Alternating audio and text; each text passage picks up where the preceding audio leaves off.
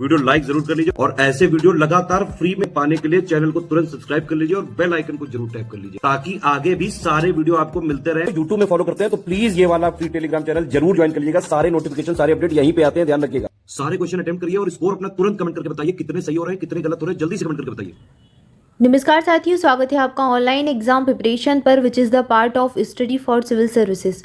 दोस्तों, online exam preparation पर सामान्य जागरूकता विषय के अंतर्गत विश्व के प्रमुख संगठन देख रहे थे और यहाँ पर हमने अंतर्राष्ट्रीय दूरसंचार संघ ITU तक कवर किया था। आज उसके आगे देखेंगे। आइए चलिए स्टार्ट करते हैं। इसके बाद जो संगठन दिया गया है वह है क्षेत्रीय व्यापक आर्थिक भागीदारी संगठन RCEP संगठन का शॉर्ट फॉर्म हो जाएगा। यह संगठन जो है इसके सदस्य देश 15 हैं और इसमें आसियान की कंट्रीज़ हैं। इसके अलावा 5 सदस्य देश और हैं। अब ये कौन कौन से हैं?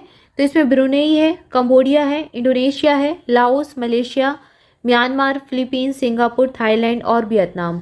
इसके अलावा इसमें ऑस्ट्रेलिया, चीन, जापान, दक्षिण कोरिया और न्यूजीलैंड, ये 5 सदस्य और हैं। तो ये 10 तो आसियान की कंट्रीज़ हो गई। इसके अलावा 5 ऑस्ट्रेलिया, चीन, जापान, दक्षिण कोरिया और न्यूजीलैंड हो जाएंगे।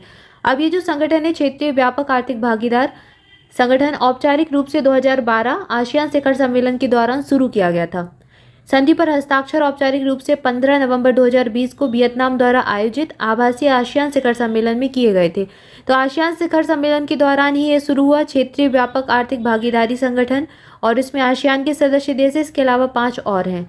अब ये जो संगठन है इसमें समझौता 1 जनवरी 2022 को ऑस्ट्रेलिया, ब्रुनेई, दारुसलाम, कंबोडिया, चीन, Japan, Laos, PDR, New Zealand, Singapore, Thailand और वियतनाम के लिए लागू हुआ, जिससे दुनिया के निर्माण का सबसे बड़ा मुक्त व्यापार क्षेत्र मार्ग प्रशस्त हुआ है।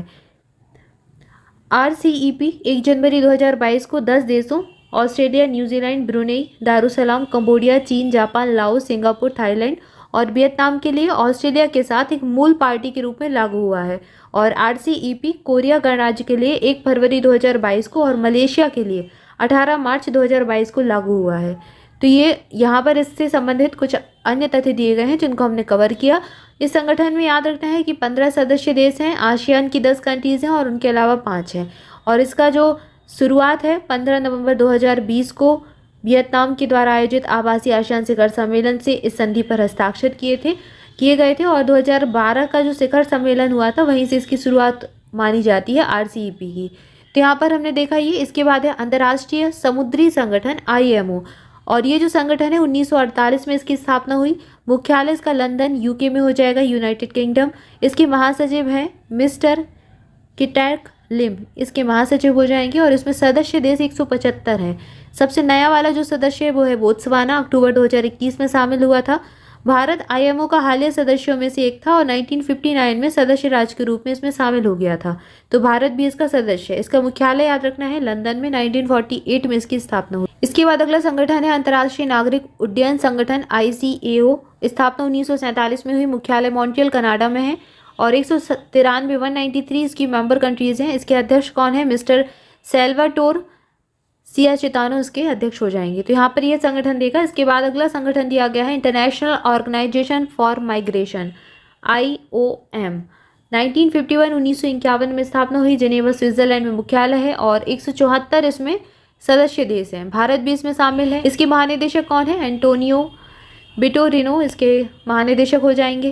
तो यहाँ पर ये संगठन देखा। इसके बाद IPCC है और ये इंपॉर्टेंट है। जलवायु परिवर्तन पर अंतर सरकारी पैनल 1988 में स्थापना हुई।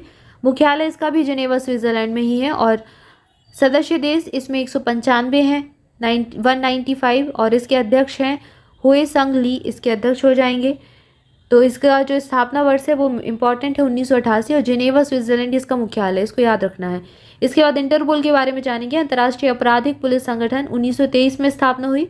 इंटरनेशनल क्रिमिनल पुलिस कमीशन 1956 और international criminal police organisation, international criminal police commission की स्थापना 1923 में हुई थी और जो पुलिस ऑर्गेनाइजेशन है 1956 में आया था।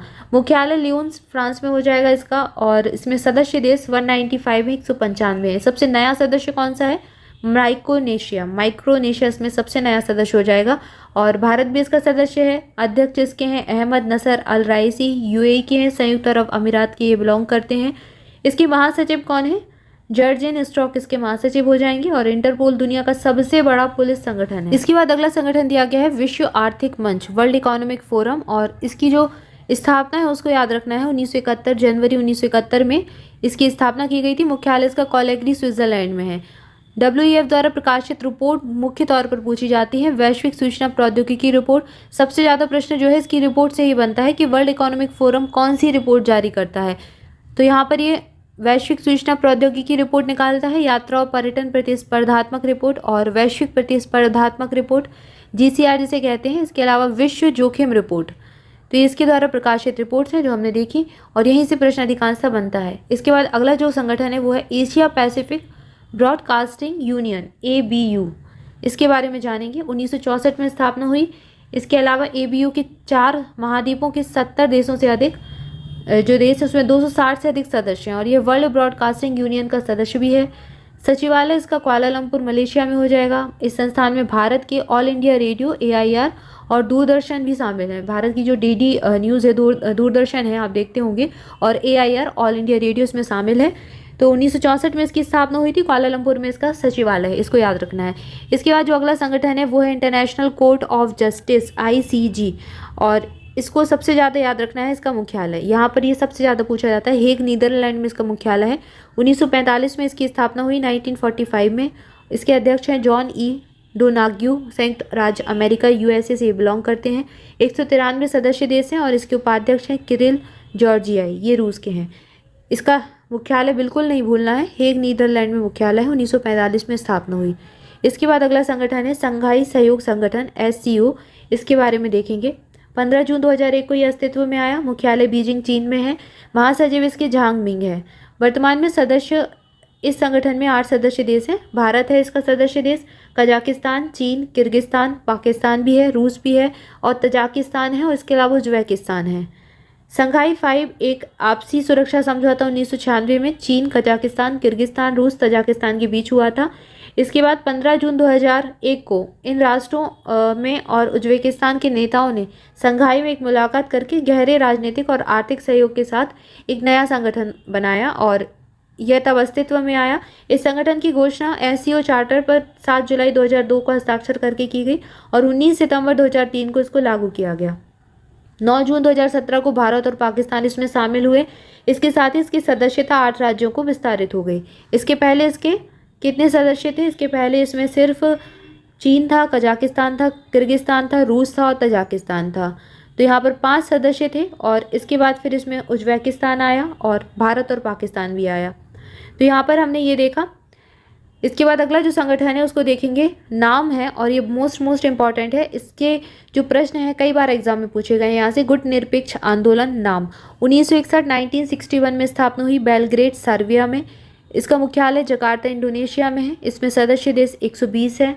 गुटनिरपेक्ष आंदोलन का पहला शिखर सम्मेलन है वो बेलग्रेड में हुआ था, बेलग्रेड सर्बिया में। इसके अलावा अफ्रीका के 53 देश, एशिया से 39 देश, लैटिन अमेरिका और कैरिबियन के 26 और यूरोप के 2 देश बेलारूस और अजरबैजान, 17 देश और 10 अंतर्राष्ट्रीय संगठन हैं जो कि नाम के पर्यवेक्षक हैं। गुटनिरपेक्ष आंदोलन 1961 में बेलग्रेड यूगोस्लाविया में भारतीय प्रधानमंत्री जवाहरलाल नेहरू, यूगोस्लाविया के राष्ट्रपति उस समय जो थे जोसेफ ब्रोज टीटो, मिस्र के राष्ट्रपति गमाल अब्देल नासिर, घाना के राष्ट्रपति नकर माह और इंडोनेशिया के राष्ट्रपति सुकर्णो की एक पहल के माध्यम से स्थापित किया गया था। तो यहाँ पर भारत के जवाहरलाल नेहरू भी शामिल थे। इसके अलावा जो वहाँ पर उस समय सदस्य राष्ट्र थे तो उन सबके जो नेता थे वो शामिल थे।